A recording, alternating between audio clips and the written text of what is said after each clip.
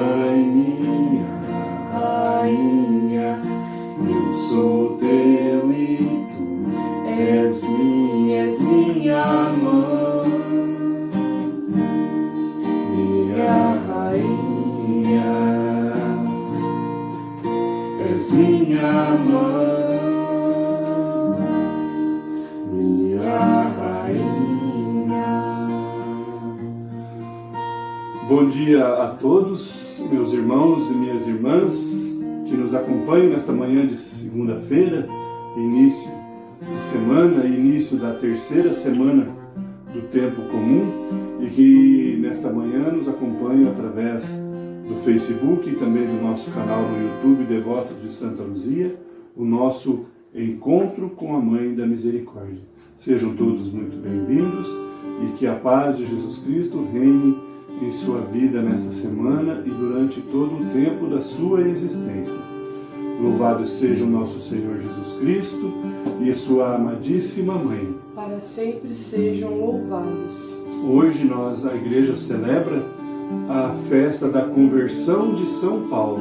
São Paulo, um apóstolo que veio após a caminhada de Jesus, após a ressurreição de Jesus, e que era inescrupuloso, atacando, caçando e matando os cristãos, foi convertido pelo próprio Jesus ao cristianismo e deu testemunho com sua vida de tudo aquilo que a sua fé que estava escondida se revelou quando Jesus o chamou também ao discipulado.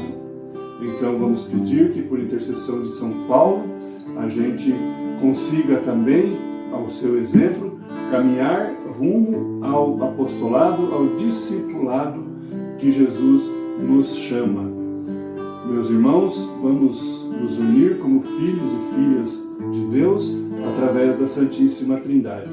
Em nome do Pai, do Filho e do Espírito Santo.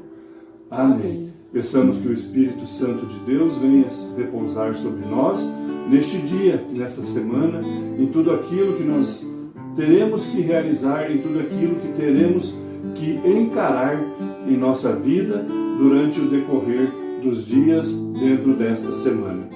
Rezemos juntos.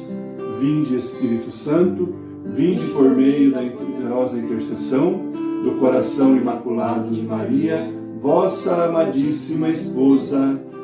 Amém. Hoje, na festa da conversão de São Paulo, o evangelho que a liturgia nos sugere para a nossa reflexão está em Marcos capítulo 16, versículos de 15 a 18, e nos relata um pouco sobre a realidade da nossa fé, a responsabilidade que temos em assumir a nossa fé, em sermos cristãos autênticos, aqueles cristãos que, ao serem batizados, realmente se encheram com o Espírito Santo e saíram à luta na construção do reino de Deus aqui neste mundo. Vamos juntos ouvir o que Marcos nos relata. Evangelho de Jesus Cristo segundo Marcos. Então Jesus disse-lhes: Vão pelo mundo inteiro e anunciem a boa notícia para toda a humanidade.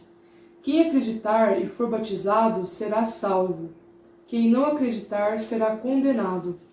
Os sinais que acompanharão aqueles que acreditarem são estes: expulsarão demônios em meu nome, falarão novas línguas. Se pegarem cobras ou beberem algum veneno, não sofrerão nenhum mal. Quando colocarem as mãos sobre os doentes, estes ficarão curados. Palavra da salvação. Glória a vós, Senhor.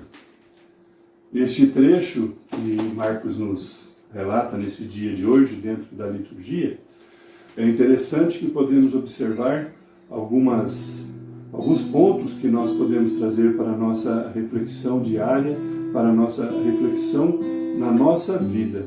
Primeiro, Jesus, ao chamar os apóstolos e enviar pelo mundo inteiro, ide pelo mundo inteiro e anunciai o Evangelho a toda a gente, nesse momento Jesus já havia ressuscitado, Jesus já havia cumprido em quase toda a parte aquilo que foi designado no plano de salvação que Deus elaborou para que ele viesse realizar no meio de nós.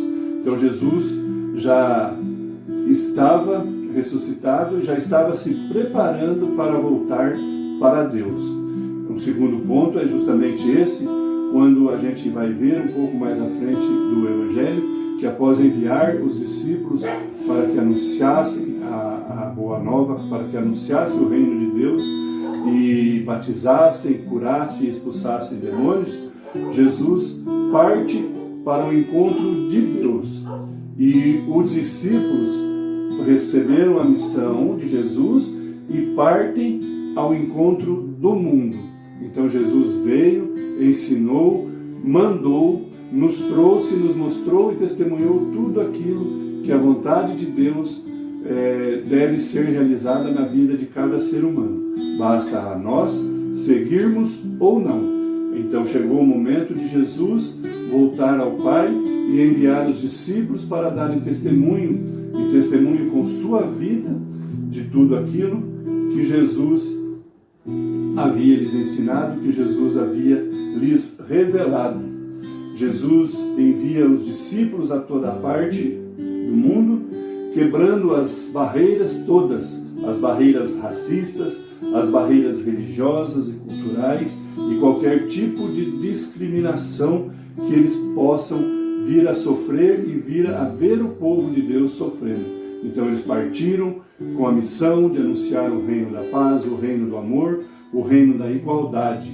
E em muitos casos nós vamos ver que os discípulos foram martirizados, foram caçados, foram escravizados e foram, enfim, toda a humilhação possível por causa de assumirem realmente a posição de cristão. E aqui a gente pode fazer uma pequena reflexão, que no dia de hoje eu vi numa mensagenzinha, achei interessante o questionamento colocado no WhatsApp, que diz assim: se você fosse acusado de ser um cristão, haveria provas suficientes para condená-lo? Ou seja, os discípulos saíram ao mundo dando testemunho e prova e foram chamados de cristãos, e sim, eles tiveram tudo o que foi preciso, as provas suficientes para que eles fossem condenados, porque por amor a Deus e obediência aos ensinamentos de Jesus, eles enfrentaram tudo e a todos pelo reino de Deus, para buscar a salvação de cada um deles e também do povo que estava sedento de amor, de igualdade, de justiça e de paz. Jesus também define o conteúdo do anúncio que os discípulos devem proclamar. Ou seja, Jesus pede para eles: vão e anunciem o Evangelho, batizem a toda a gente, curem os que estão doentes e expulsem todos os demônios. Assim como João Batista, antecessor de Jesus, realizava no meio das multidões, conforme os evangelhos nos relatam, Jesus também fez os mesmos passos que João Batista, no mesmo segmento do anúncio e da revelação do amor de Deus, e agora dá o poder supremo a todos os apóstolos para que eles façam a mesma coisa. E assim foi com São Paulo também, quando ele se encontrou convertido ao cristianismo. O anúncio do Evangelho obriga aos homens a uma opção. Como o Evangelho aqui nos é bem claro, Jesus deixa definido o seguinte: quem aderir, quem crer e aceitar a minha proposta, chegará à vida plena e definitiva. No entanto, quem não crer e quem recusar esta proposta ficará à margem da salvação, ficará fora da salvação. Ou seja, quem crer e for batizado será salvo, e quem não acreditar já está condenado. Peçamos que, por intermédio do exemplo e testemunho deixado por São Paulo, e ele também, que é um fiel intercessor das nossas causas junto a Jesus, junto a Deus, que ele possa estar levando o nosso apelo para que nós consigamos mantermos firme nesta caminhada e não deixemos que as coisas do mundo, as violências que o mundo às vezes nos expõe, até de forma bonita, prazerosa e de outras diversas formas, nos afastem desta caminhada, nos levem a não termos o direito de receber os benefícios que Jesus aqui expõe a todo batizado, a todo aquele que nele crê. Que busquemos também na atitude de Maria, nossa Mãe da Misericórdia, o exemplo e o testemunho necessário para nós nos convertermos e crermos fielmente, como ela fez, nas promessas de Jesus.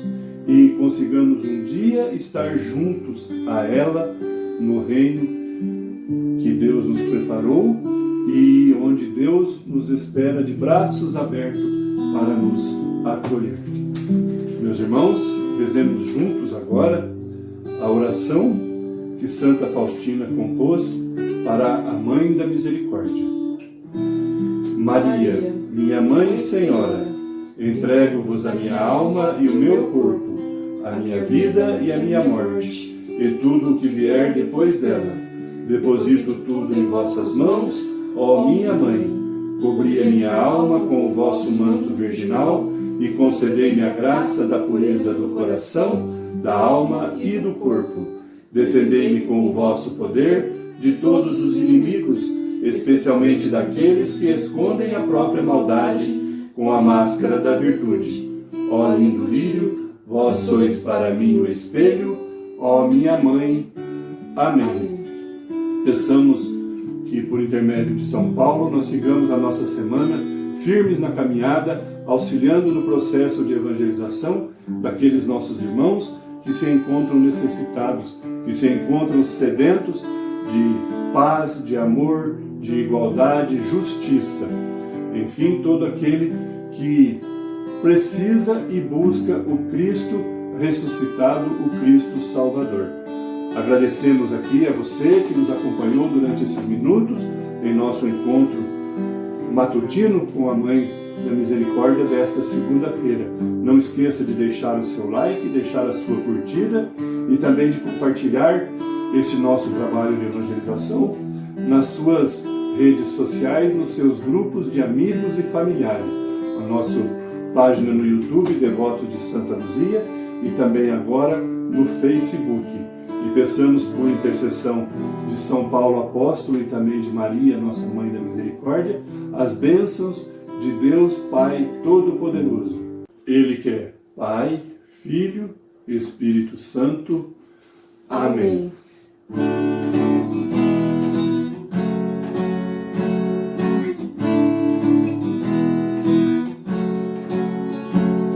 Mãe da Misericórdia, Mãe da Misericórdia, Mãe da Misericórdia, alcança de